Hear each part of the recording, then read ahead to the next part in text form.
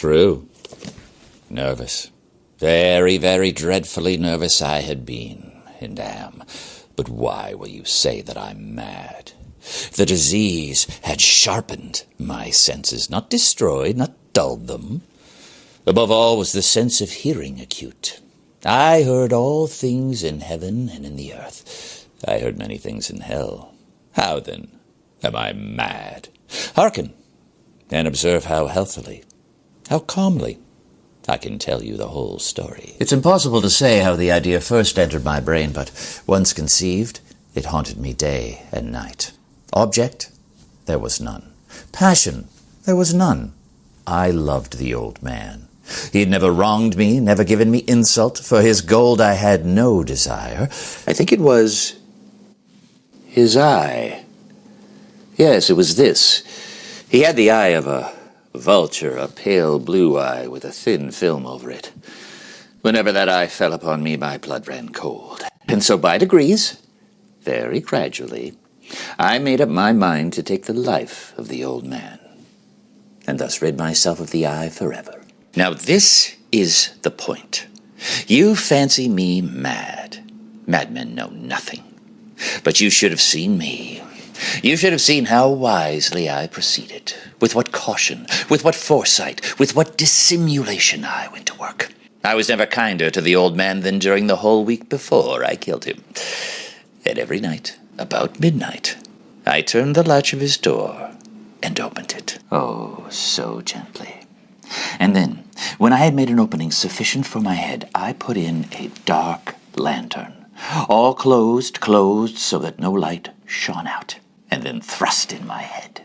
You would have laughed to see how cunningly I thrust it in. I moved it very, very slowly so as I might not disturb the old man's sleep. It took me an hour to place my whole head within the room so far that I could see him as he lay upon the bed. And then I undid the lantern cautiously. Oh, so cautiously.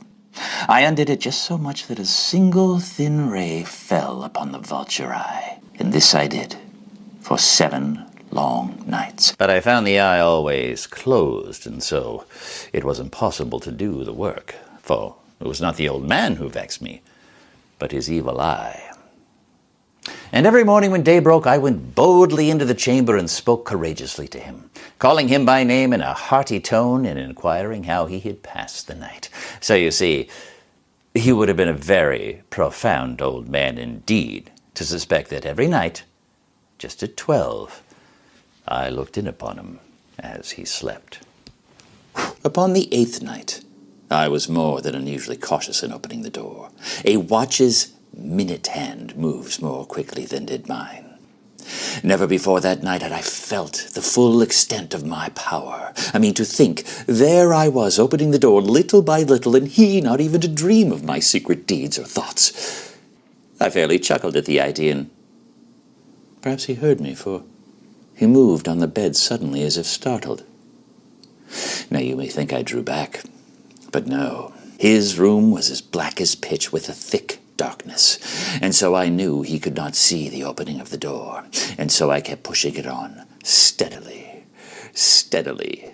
I had my head in now, and was about to undo the lantern, when my thumb slipped upon the tin fastening, and the old man sprang up in bed, crying out, "Who's there?" I kept quite still and said nothing. For a whole hour, I did not move a muscle. And in the meantime, I did not hear him lie back down. He was still sitting up in bed, listening. Presently I heard a slight groan, and I knew that it was the groan of mortal terror. It was not a groan of pain or of grief, oh no. It was the low, stifled sound that arises from the bottom of one's soul when overcharged with awe. Many a night, just at midnight when all the world has slept, it has arisen from my own bosom, deepening with its dreadful echo the terrors that distracted me. I knew what the old man felt, and I pitied him, although I fairly chuckled at heart. I knew that he had been lying awake ever since the first noise when he had turned in the bed. His fears had been growing upon him ever since. He'd been trying to fancy them causeless, but could not. He'd been saying, Oh, it's nothing but the wind in the chimney. It's a mouse crossing the floor. It is merely a cricket which has made a single chirp. Yes, he'd been trying to calm himself with these suppositions, but had found it all in vain. All in vain. Because death, in approaching him, had stalked with his dark shadow before him and enveloped the victim. And it was the mournful influence of this unperceived shadow that caused him to feel, though he neither saw nor heard, but to feel the presence of my head within the room. When I had waited a long time without hearing him lie back down, I resolved to open a very, very little crevice in the lantern. And so I opened it. You cannot imagine how stealthily, until at length a single dim ray like the thread of a spider shot from out of the crevice and fell upon the vulture eye. It was open, wide open, and I grew furious as I gazed upon it. I could see it with perfect distinctiveness, all dull blue with a hideous veil that chilled the very marrow of my bones. But I could see nothing else of the old man's face or person. I had directed the ray, as if by instinct, precisely upon the damned spot. And now, have I not told you that what you mistake for madness is but over-acuteness of the senses? I say now there came to my ears a low, dull, quick sound, such as a watch makes when enveloped in cotton. I knew that sound, too. It was the beating of the old man's heart. It increased my fury, as the beating of a drum stimulates a soldier into courage. Yet even now I refrained and held still. I scarcely breathed. I tried how steadily I could maintain the ray upon the eye. Meantime, the hellish tattoo of the heart increased. It grew quicker and louder every moment. The old man's terror must have been extreme. And now I have told you I am nervous, and so I am. And now, in that dead hour of night, in the dreadful silence of that old house, so strange a noise as this excited me to uncontrollable terror. And now a new anxiety seized me. The noise would be heard by a neighbor. The old man's hour had come. With a loud yell, I threw open the lantern and I leaped into the room. He shrieked once, only once. In an instant, I dragged him to the floor and I pulled the heavy bed over top of him. I then smiled gaily to have the deed so far done. But for many minutes more, the heart beat on with a muffled sound. At length it ceased. The old man was dead. His eye would trouble me no more. If you still think me mad, you will do so no longer when I tell you of the wise precautions I took for concealment of the body.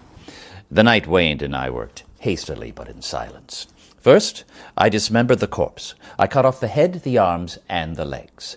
I then took up 3 boards from the flooring of the chamber and deposited all between the scantlings. I then replaced the boards so cleverly, so cunningly, that no human eye, not even his, could have detected anything wrong. There was nothing to wash out, no stain of any kind, no blood spot whatsoever. I had been too wary for that. A tub had caught it all.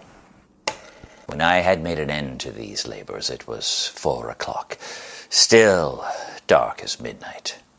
And as the bells sounded the hour, there came a knocking on the street door.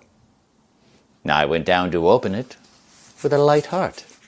For what had I now to fear? And there entered 3 men who introduced themselves with perfect suavité as officers of the police. A shriek had been heard by a neighbor during the night. Suspicion of foul play had been aroused, information lodged at the police office, and they, the officers, had been deputed to search the premises. I smiled. For what had I to fear? I bade the gentleman welcome. The shriek, I said, was my own in a dream. The old man I mentioned was absent in the country. I took my visitors all over the house.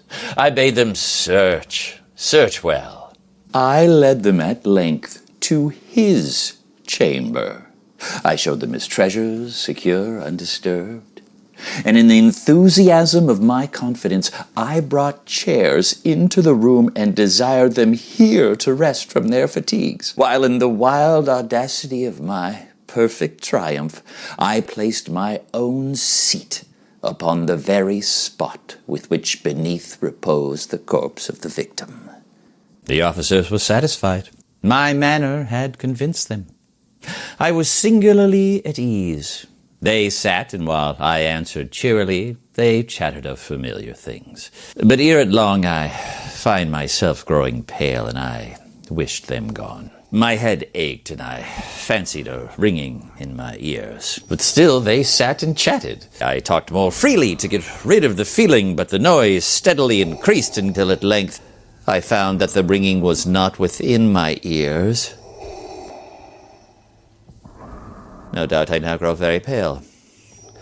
But I talked more fluently and with a heightened voice. But the noise steadily increased, and what could I do? It was a low, dull, quick sound, such as a watch makes when enveloped in cotton. I gasped for breath, and yet the officers heard it not. I talked more quickly, more vehemently, but the noise steadily increased. I arose, and I argued about trifles in a high key with violent gesticulations, but the noise steadily increased. Oh, why would they not be gone? I paced to and fro with heavy strides, as if excited to fury by the observations of the men, but the noise steadily increased. Oh God, what could I do? I foamed, I raved, I swore. I swung the chair on which I had been sitting and grated it on the boards. But the noise arose over all and continually increased, and still the men chatted pleasantly and smiled. Is it possible they heard not? Almighty God, no, no, they heard.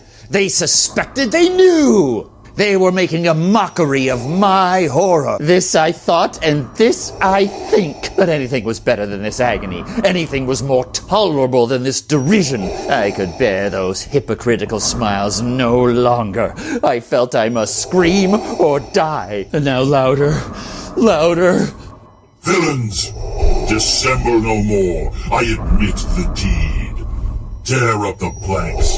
Here. It is the beating of his hideous heart.